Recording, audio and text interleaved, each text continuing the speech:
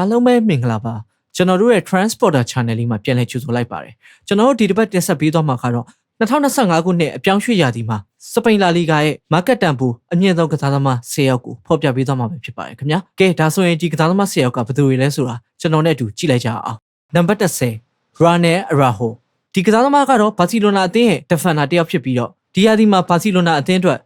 နှစ်ဂိုးသွင်းနှလုံးဖန်တီးကဝါကတ်၄ကတ်ထိရရှိထားတဲ့ကစားသမားဖြစ်ပါတယ်သူ့ရဲ့ market တန်ကြီးကတော့တန်း90ထိရှိပါတယ်နံပါတ်9 Jude Koundé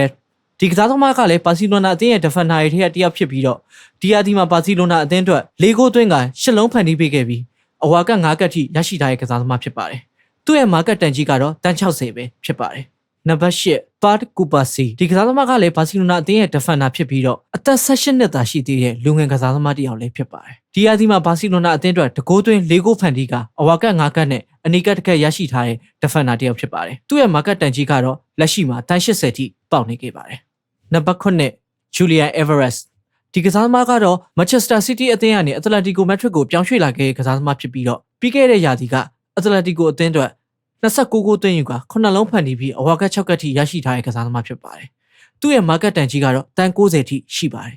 နံပါတ်6 Pedri ကတော့ဘာစီလိုနာအသင်းရဲ့အဓိကကွင်းလယ်ကစားသမားတစ်ယောက်ဖြစ်ပြီးအရှိရာသီတွေတုန်းကတော့ဒဏ်ရာတွေနဲ့ရုန်းကန်ခဲ့ရပေမဲ့ပြီးခဲ့တဲ့2024-2025ရာသီမှာတော့အလွန်ခြေစွမ်းပြခဲ့ပြီးဘာစီလိုနာအသင်းအတွက်6ဂိုးသွင်းယူက10ဂိုးဖန်တီးပေးနိုင်ခဲ့ပြီးတော့အဝါကတ်3ကတ်ထိရရှိထားတဲ့ကစားသမားဖြစ်ပါတယ်ဒီကစားသမားရဲ့ market တန်ကြီးကတော့တန်း120ထိရှိပါတယ်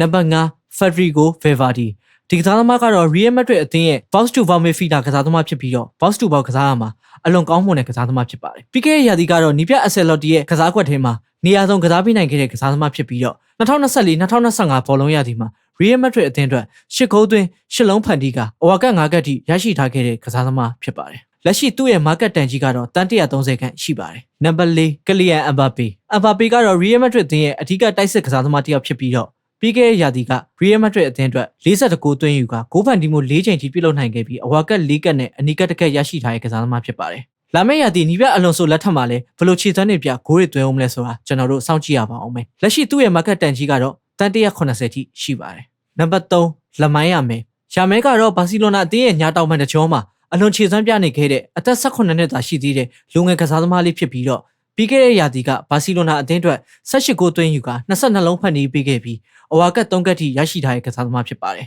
။သူ့ရဲ့လက်ရှိ market တန်ကြီးကတော့တန်း180ထိမြင့်တက်လျက်ရှိပါတယ်။နံပါတ်2 Jude Bellingham ကတော့ Real Madrid အသင်းရဲ့ attacking midfielder ကစားသမားတစ်ယောက်ဖြစ်ပြီးတော့ပြီးခဲ့တဲ့ဘောလုံးရာသီမှာ Real Madrid အသင်းအတွက်14ဂိုးသွင်းက12လုံးဖန်တီးပေးပြီး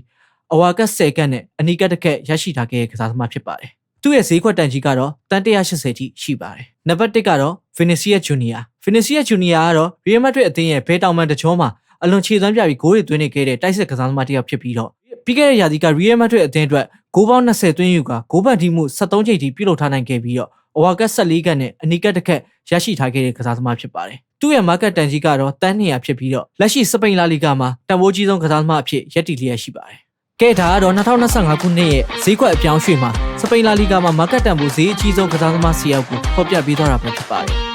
မိတ်ဆွေတို့ရောဒီကစားသမားတွေထဲကဘယ်သူတွေကိုကြိုက်နေတတ်ကြလဲ comment မှာရေးပေးသွားခဲ့ကြပါဦးအဆုံးထိကြည့်ရှုပေးလို့အားလုံးကျေးဇူးတင်ပါတယ်ကျွန်တော်တို့ရဲ့ Transporter Channel လေးကိုလည်း like and subscribe ပြုလုပ်ပေးခြင်းဖြင့်ကူညီအားပေးလို့ရပါတယ်ခင်ဗျာ